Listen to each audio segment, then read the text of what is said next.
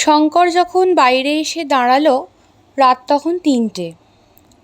সেখানটায় গাছপালা কিছু কম, মাথার ওপর নক্ষত্র ভরা আকাশ দেখা যায়। রৌরবের মহা অন্ধকার থেকে বার হয়ে এসে রাত্রের নক্ষত্রলোকিত স্বচ্ছ অন্ধকার তার কাছে দীপলক্ষচিত নগরপথের মতো মনে হলো।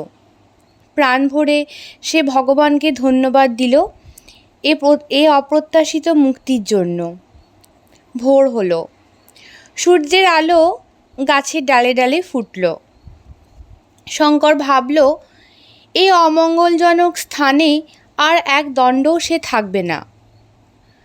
পকেটে একখানা পাথরের নুড়ি তখনও ছিল, ফেলে না দিয়ে গুহার বিপদে স্মারকরূপে সেখানে সে রেখে দিয়ে এলো।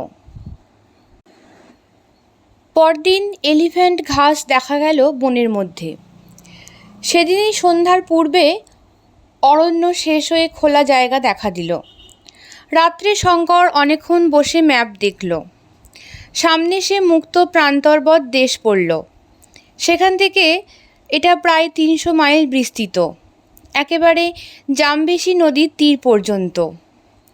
এই ৩০০ মাইলের খানিকটা পড়েছে বিখ্যাত কালাহারি মরুভূমির মধ্যে, প্রায় ১৭৫ মাইল। অতি ভীষণ জনমানবহীন, জলহীন, পথহীন মরুভূমি। মিলিটারি ম্যাপ থেকে আলভারেজ নোট করে রেখেছে যে এই অঞ্চলের উত্তর পূর্ব কোণ লক্ষ্য করে একটি বিশেষ পথ ধরে না গেলে মাঝামাঝি পার হতে যাওয়ার মানেই মৃত্যু। ম্যাপের নাম দিয়েছে তৃষ্ণার দেশ। রোডেশিয়া পৌঁছতে পারলে যাওয়া অনেকটা সহজ হয়ে উঠবে, কারণ সেসব স্থানে মানুষ আছে। শঙ্কর এখানে অত্যন্ত সাহসের পরিচয় দিল। পথের এই ভয়ানক অবস্থা জেনে শুনেও সে দমে গেল না, হাত পা হারা হয়ে পড়ল না। এই পথে আলভারেজ একা গিয়ে সল্সবেরি থেকে টোটা ও খাবার কিনে আনবে বলেছিল। ৬২ বছরের বৃদ্ধ যা পারবে বলে স্থির করেছিল, সে তা থেকে পিছিয়ে যাবে? কিন্তু সাহস ও নির্ভীকতা এক জিনিস, জ্ঞান ও অভিজ্ঞতা সম্পূর্ণ অন্য জিনিস। ম্যাপ দেখে গন্তব্যস্থানের দিক নির্ণয় করার ক্ষমতা শঙ্করের ছিল না। সে দেখল ম্যাপের সে কিছুই বোঝে না। মিলিটারি ম্যাপগুলোতে দুটো মরুমধ্যস্থ কূপের অবস্থান স্থানের ল্যাটিটিউড লঙ্গিটিউড দেওয়া আছে। ম্যাগনেটিক নর্থ আর ট্রু নর্থ ঘটিত কি একটা গোলমেলে অঙ্ক কষে বার করত আলভারেজ। শঙ্কর দেখেছে, কিন্তু শিখে নেয়নি। সুতরাং অদৃষ্টের উপর নির্ভর করা ছাড়া উপায় কি? অদৃষ্টের উপর নির্ভর করেই শঙ্কর এই দুস্তর মরুভূমিতে পাড়ি দিতে প্রস্তুত হলো। ফলে দুদিন যেতে না যেতেই শঙ্কর সম্পূর্ণ দিগ্ভ্রান্ত হয়ে পড়ল। ম্যাপ দৃষ্টে যে কোনো অভিজ্ঞ লোক যে জলাশয়ে চোখ বুজে বার করতে পারত, শঙ্কর তার ৩ মাইল উত্তর দিকে চলে গেল, অথচ তখন তার জল ফুরিয়ে এসেছে। নতুন পানীয় জল সংগ্রহ করে না দিলে জীবন বিপদাপন্ন হবে। প্রথমত শুধু প্রান্তর আর পাহাড়, ক্যাকটাস ও ইউফোবিয়ার বন, মাঝে মাঝে গ্রানাইটের স্তূপ। তারপর কি ভীষণ কষ্টের সে পথ চলা। খাদ্য নেই, জল নেই, পথ ঠিক নেই, মানুষের মুখ দেখা নেই। দিনের পর দিন শুধু সুদূর শূন্য দিগ্বিলয় লক্ষ্য করে সে হতাশ পথযাত্রা। মাথার উপর আগুনের মতো সূর্য, পায়ের নিচে বালি পাথর যেন জ্বলন্ত অঙ্গার। সূর্য উঠছে, অস্ত যাচ্ছে, নক্ষত্র উঠছে, চাঁদ উঠছে, একবার আবার অস্ত যাচ্ছে। মরুভূমির গিরগিটি একঘেয়ে সুরে ডাকছে, ঝিঁঝি ডাকছে সন্ধ্যায় গভীর নিশীথে। মাইল লেখা পাথর নেই, কত মাইল অতিক্রম করা হলো তার হিসেব নেই। খাদ্য দু একটা পাখি, কখনো বা মরুভূমির বুজার শকুনি, যার মাংস জঠুর ও বিস্বাদ। এমনকি একদিন একটা পাহাড়ি বিষাক্ত কাঁকড়া বিছে যার দংশনে মৃত্যু, তাও যেন পরম সুখাদ্য, মিললে মা ভাস সৌভাগ্য। দুদিন ঘোর তৃষ্ণা কষ্ট পাওয়ার পরে পাহাড়ের ফাটলে একটা জলাশয় পাওয়া গেল, কিন্তু জলের চেহারা লাল, কতগুলো কি পোকা ভাসছে জলে। ডাঙায় একটা কি জন্তু মরে পচে ঢোল হয়ে আছে, সে জলই অখণ্ড পান করে শঙ্কর প্রাণ বাঁচালে। দিনের পর দিন কাটছে, মাস গেল কি সপ্তাহ কি বছর গেল হিসেব নেই। শঙ্কর রোগা হয়ে গিয়েছে, শুকিয়ে গিয়েছে, কোথায় চলেছে তার কিছু ঠিক নেই, শুধু সামনের দিকে যেতে হবে এই জানে। সামনের দিকেই ভারতবর্ষ, বাংলাদেশ। তারপর আবার আসলো মরু কালাহারি মরুভূমির এক অংশ। দূর থেকে তার চেহারা দেখে শঙ্কর ভয়ে শিউরে উঠল। মানুষ কি করে পার হতে পারে এই অগ্নিদগ্ধ প্রান্তর? শুধু বালির পাহাড়, তাম্রাভ কটা বালির সমুদ্র ধুধু করে যেন জ্বলছে দুপুরের রোদে। মরুর কিনারায় প্রথম দিনেই ছায়ায় 127 ডিগ্রি উত্তাপ উঠল থার্মোমিটারে।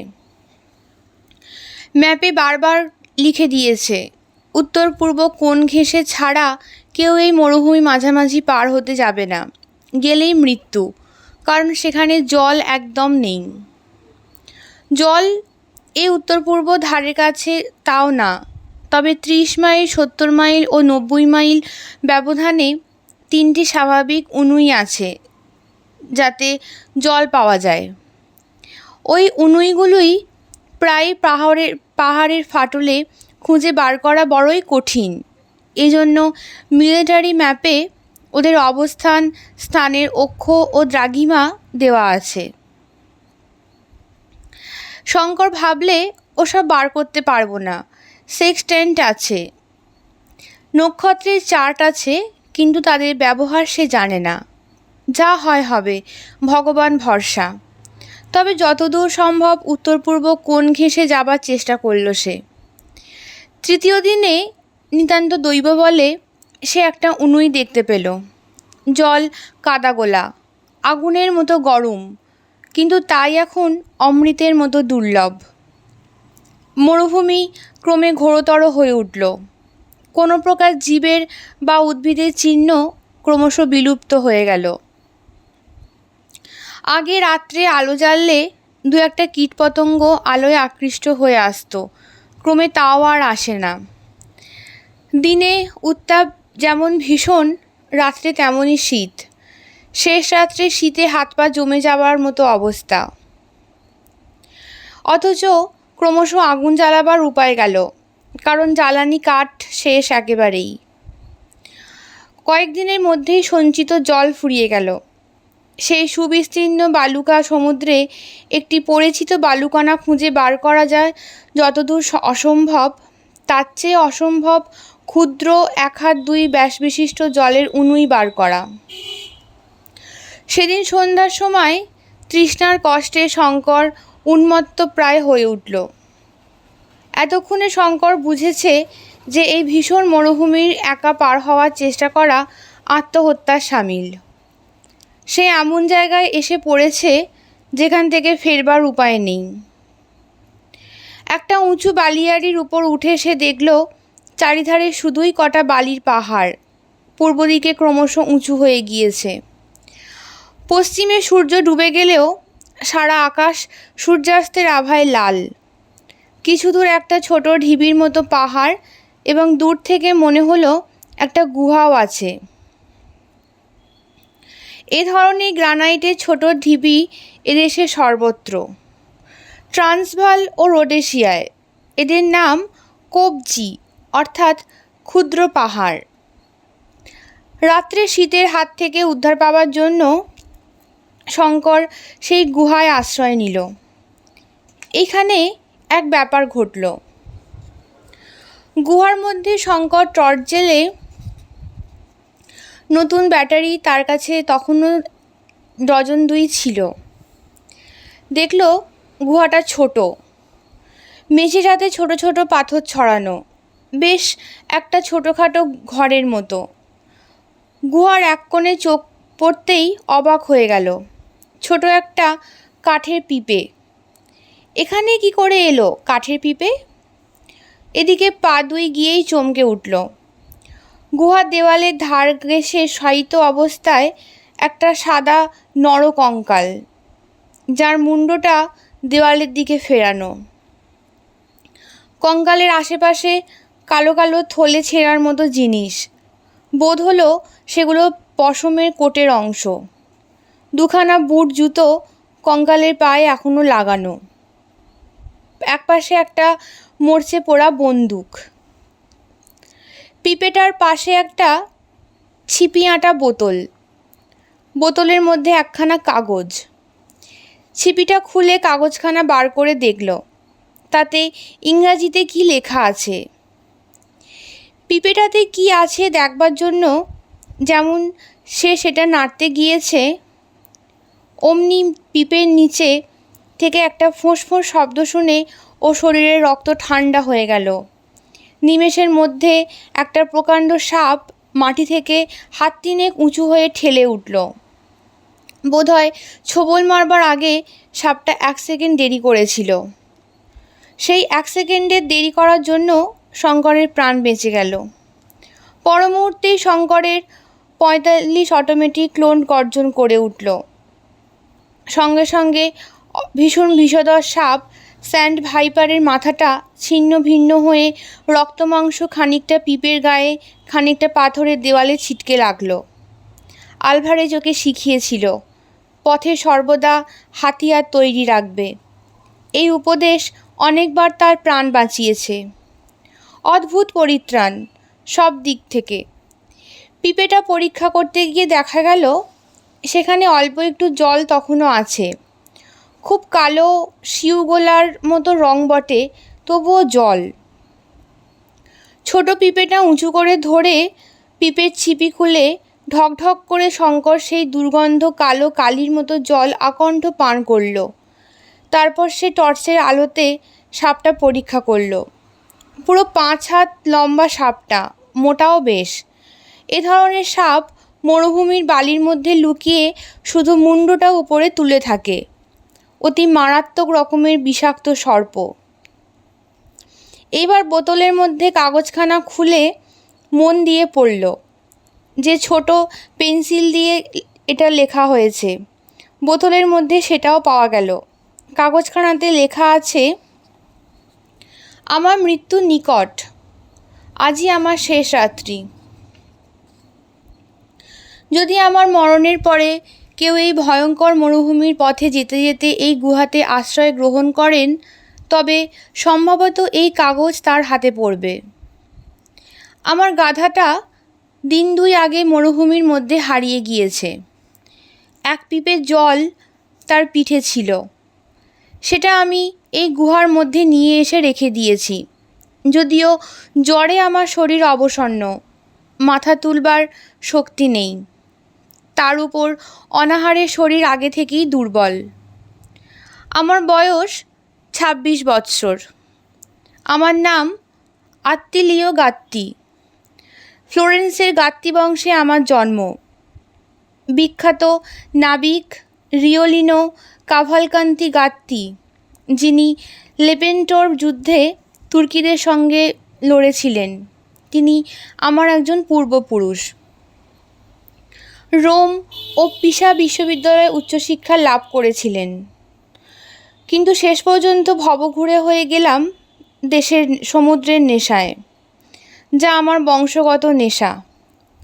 ডাচ ইন্ডিজ যাবার পথে পশ্চিম আফ্রিকার উপকূলে জাহাজ ডুবি হলো। আমরা 7 জন লোক অতি কষ্টে ডাঙা পেলাম। ঘোর জঙ্গলময় অঞ্চল আফ্রিকার এই পশ্চিম উপকূল। জঙ্গলের মধ্যে শেফু জাতির এক গ্রামে আমরা আশ্রয় নিই এবং প্রায় 2 মাস সেখানে থাকি।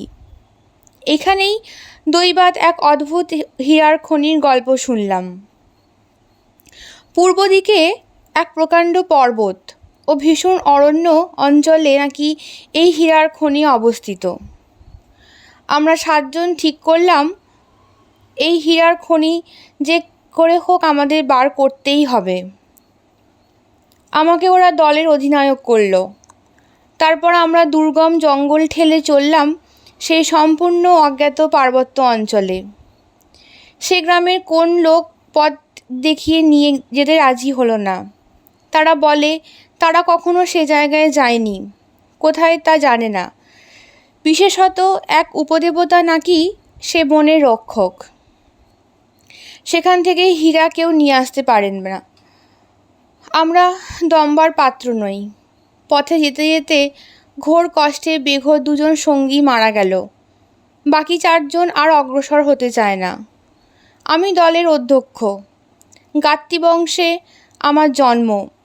পিছু হটতে জানি না। যতক্ষণ প্রাণ আছে এগিয়ে যেতে হবে, এই জানি। আমি ফিরতে চাইলাম না। শরীর ভেঙে পড়তে চাইছে। আজ রাত্রেই আসবে সে নীরবময় মৃত্যু। বড় সুন্দর আমাদের ছোট্ট হ্রদ সেরিনা লাগানো। ওরই তীরে আমার পৈতৃক প্রাসাদ কাস্টলি রিওলিনি। এত দূর থেকেও আমি সেরিনো লাগানো তীরবর্তী কমলা লেবুর বাগানের লেবু ফুলের সুগন্ধ পাচ্ছি। ছোট যে গির্জাটি পাহাড়ের নিচেই, তার রূপোর ঘণ্টার মিষ্টি আওয়াজ পাচ্ছি। না, এসব কি আবোল তাবোল লিখছি জ্বরের ঘোরে। আসল কথাটা বলি, কতক্ষণই বা আর লিখব। আমরা সেই পর্বতমালা, সে মহাদুর্গম অরণ্যে গিয়েছিলাম। যে খনি বার করেছিলাম, যে নদীর তীরে হীরা পাওয়া যায়, এক বিশাল ও অতি ভয়ানক গুহার মধ্যে সে নদীর উৎপত্তি স্থান। আমি সেই গুহার মধ্যে ঢুকে এবং নদীর জলের তীরে ও জলের মধ্যে পাথরের নুড়ির মতো অজস্র হীরা ছড়ানো দেখতে পাই। প্রত্যেক নুড়িটি টেট্রাহেড্রন ক্রিস্টাল, স্বচ্ছ ও হরিদ্রাভ। লন্ডন ও আমস্টারডামের বাজারে এমন হীরা নেই। এই অরণ্য ও পর্বতের সে উপদেবতাকে আমি এই গুহার মধ্যে দেখেছি। ধুনোর কাঠের মশালের আলোয় দূর থেকে আবছায়া ভাবে। সত্যি ভীষণ তার চেহারা। জ্বলন্ত মশাল হাতে ছিল বলেই সেদিন আমার কাছে সে ঘেঁষেনি। এই গুহাতেই সে সম্ভবত বাস করে। হীরার খনির সে রক্ষক। সে এই প্রবাতের সৃষ্টি সেজন্যই বোধহয় হয়েছে। কিন্তু কি কুক্ষণেই হীরার সন্ধান পেয়েছিলাম এবং কি কুক্ষণেই সঙ্গীদের কাছে তা প্রকাশ করেছিলাম। ওদের নিয়ে আবার যখন সে গুহায় ঢুকি, হীরার খনি খুঁজে পেলাম না। একে ঘোর অন্ধকার। মশালের আলোয় সে অন্ধকার দূর হয় না।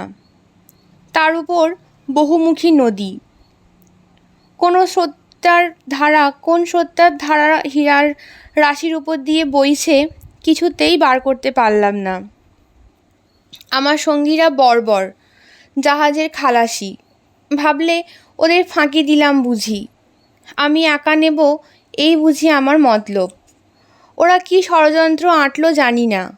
পরদিন সন্ধ্যাবেলা 4 জন মিলে অতর্কিতে ছুরি খুলে আমায় আক্রমণ করলো।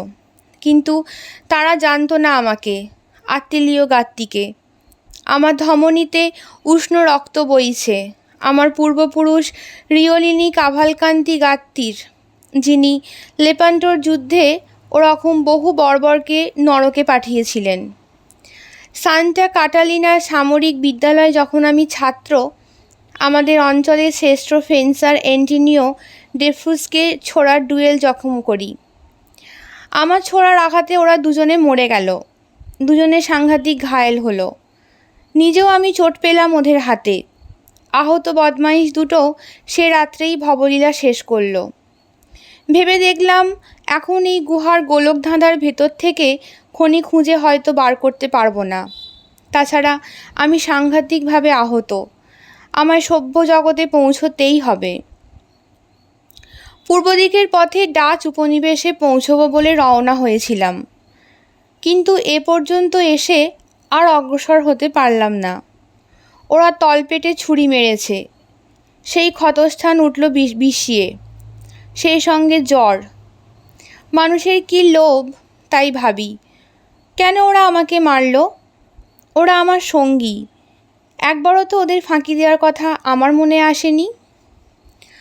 জগতের সর্বশ্রেষ্ঠ হীরের খনির মালিক আমি, কারণ নিজের প্রাণ বিপন্ন করে তা আমি আবিষ্কার করেছি। যিনি আমার এ লেখা পড়ে বুঝতে পারবেন তিনি নিশ্চয়ই সভ্য মানুষ ও খ্রিস্টান। তার প্রতি আমার অনুরোধ, আমাকে তিনি যেন খ্রিস্টানের উপযুক্ত কবর দেন। এই অনুগ্রহের বদলে ওই খনির সত্ত্ব আমি তাঁকে দিলাম। রানী সেবার ধনভাণ্ডার এ খনির কাছে কিছু নয়। প্রাণ গেল যাক, কি করব, কিন্তু এই ভয়ানক মরুভূমি একটা ঝিঁঝি পোকার ডাক পর্যন্ত নেই কোনো দিকে। এমন সব জায়গাও থাকে পৃথিবীতে। আমার কাজ কেবলই মনে হচ্ছে পপলার ঘেরা সেরিনো লাগ্রানো হ্রদ আর দেখব না।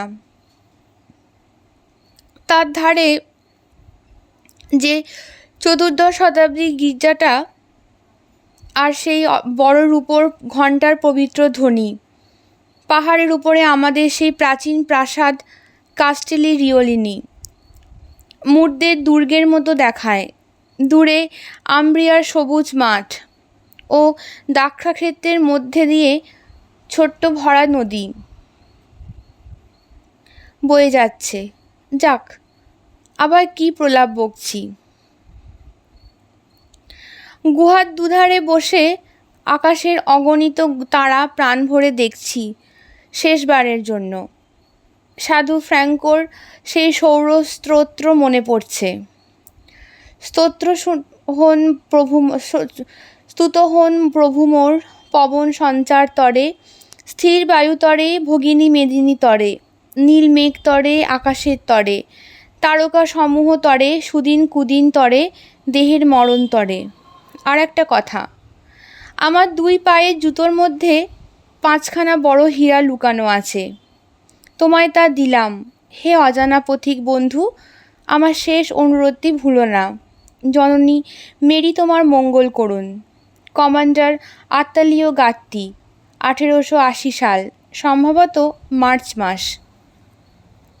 হতভাগ্য যুবক। তার মৃত্যুর পরে সুদীর্ঘ 30 বছর চলে গিয়েছে। এই 30 বছরের মধ্যে এ পথে হয়তো কেউ যায়নি, গেলেও গুহাটার মধ্যে ঢোকেনি। এতকাল পরে তার চিঠিখানা মানুষের হাতে পড়ল।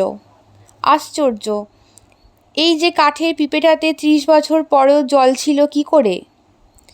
কিন্তু কাগজখানা পড়েই শঙ্করের মনে হলো এই লেখায় বর্ণিত ওইটাই সেই গুহা, যে সে নিজে সেখানে পথ হারিয়ে মারা যেতে বসেছিল। তারপর সে কৌতূহলের সঙ্গে কঙ্কালের পায়ের জুতো টান দিয়ে খসাতেই 5খানা বড় বড় পাথর বেরিয়ে পড়ল। এ অবিকল সেই পাথরের নুড়ির মতো, যা এক পকেটে কুড়িয়ে অন্ধকারে গুহার মধ্যে সে পথে চিহ্ন করে রেখেছিল, আর যার একখানা আজ তার কাছে। এ পাথরের নুড়ি তো রাশি রাশি দেখেছে সে গুহার মধ্যে, সেই অন্ধকারময়ী নদীর জলস্রোতের নিচে, তার 2 তীরে। কে জানত যে হীরার খনি খুঁজতে সে ও আলভারেজ 7 সমুদ্র 13 নদী পার হয়ে এসে 6 মাস ধরে রিক্টার্সভেল্ড পার্বত্য অঞ্চলে ঘুরে ঘুরে হয়রান হয়ে গিয়েছে। এমন সম্পূর্ণ অপ্রত্যাশিতভাবে সে সেখানে গিয়ে পড়বে। হীরা যে এমন রাশি রাশি পড়ে থাকে পাথরের নুড়ির মতো, তাই বা কে ভেবেছিল? আগে এসব জানা থাকলে পাথরের নুড়ি সে 2 পকেটে ভরে কুড়িয়ে নিয়ে আসতো। কিন্তু তার চেয়েও খারাপ কাজ হয়ে গিয়েছে যে সে রত্নখনির গুহা যে কোথায়, কোন দিকে তার নকশা করে আনেনি, বা সেখানে কোনো চিহ্ন রেখে আসেনি, যাতে আবার তাকে খুঁজে নেওয়া যেতে পারে। সেই সুবিস্তীর্ণ পর্বত ও অরণ্য অঞ্চলে কোন জায়গায় সে গুহাটা দৈবার সে দেখেছিল তা ঠিক করে আছে, তা না ভবিষ্যতে সে আবার জায়গা বের করতে পারবে। এ যুবকও তো কোনো নকশা করেনি, কিন্তু এ সাংঘাতিক আহত হয়েছিল রত্নখনি আবিষ্কার করার পরেই। তার ভুল হওয়া খুব স্বাভাবিক। হয়তো এ যা বার করতে পারত নকশা দেখে সে তা পারবে না। হঠাৎ আলভারেজের মৃত্যুর পূর্বের কথা মনে পড়ল শঙ্করের। সে বলেছিল, চলো যাই শঙ্কর, গুহার মধ্যে রাজার ভাণ্ডার লুকানো আছে। তুমি দেখতে পাচ্ছ না, আমি দেখতে পাচ্ছি। শঙ্কর তারপরে গুহার মধ্যেই নরকঙ্কালটা সমাধিস্থ করল। পিপেটা ভেঙে ফেলে তার দুখানা কাঠের মরচে পড়া পেরেক ঠুকে ক্রুশ তৈরি করল ও সমাধির উপর সেই ক্রুশটা পুঁতল। এছাড়া খ্রিস্ট ধর্মচারীকে সমাধিস্থ করবার জন্য কোনো রীতি তার জানা নেই। তারপরে সে ভগবানের কাছে প্রার্থনা করল এই মৃত যুবকের আত্মার শান্তির জন্য। এসব শেষ করতে সারা দিনটা গেল। রাত্রে বিশ্রাম করে পরদিন আবার সে রওনা হলো। কঙ্কালের চিঠিখানা ও হীরাগুলি যত্ন করে সঙ্গে নিল। তবে তার মনে হয় এই অভিশপ্ত হীরার খনির সন্ধানে সে যে গিয়েছে সে আর ফেরেনি। আত্মীয় গাত্তি ও তার সঙ্গীরা মরেছে, জিম কার্টার মরেছে, আলভারেজও মরেছে। এর আগেই বা কত লোক মরেছে তার ঠিক কী? এইবার তার পালা। এই মরুভূমিতেই তার শেষ বীর ইটালিয়ান যুবকের মতো।